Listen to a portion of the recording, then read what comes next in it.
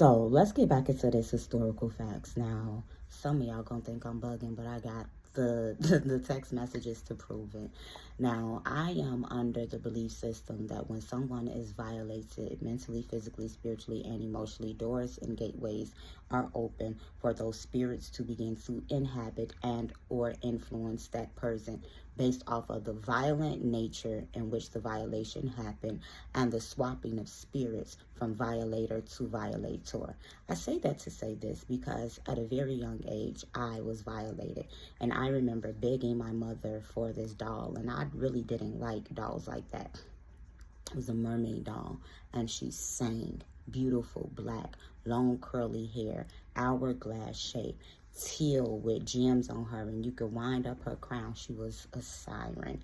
And those of you who know spiritual things, you know exactly where I'm going with this. So then as I began to do some research on the connections between soul food and voodoo, you guys, the picture of my doll popped up on this documentary, and it was nobody other than Yemoja.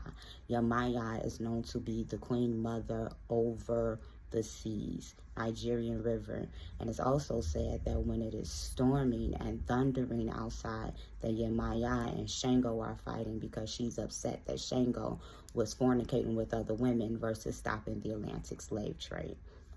There are some other reasons why I began to believe that my family was from the tribe of Dan. I just always thought that it would lead back to Louisiana, seeing as some of the Jamesons in my family are from there, but also due to being drawn from there. I thought that it would lead back to the Haitian, the Igbos, and the Dahomey.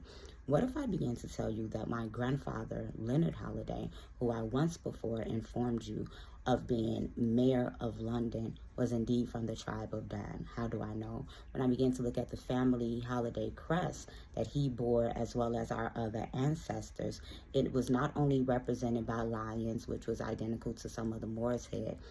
It was represented by a black eagle, which is known to be the second symbol that Dan is represented by, the first being the serpent. It's also known, if you look into the book of Judges, which the knights and daughters of Tabor and Mount Bayou, Mississippi, the Sephardic Jews and Moors who colonized that land and they began to get their edicts from, were the tribe of Dan, and they were known to be merchants. It is not impossible as an Afro-Asiatic person to find out your roots and to begin to trace your tribes. All you got to do is pay a little money on ancestry.com to literally read your oral traditions, line up on line, precept on precept, here a little, there a little. Food for thought.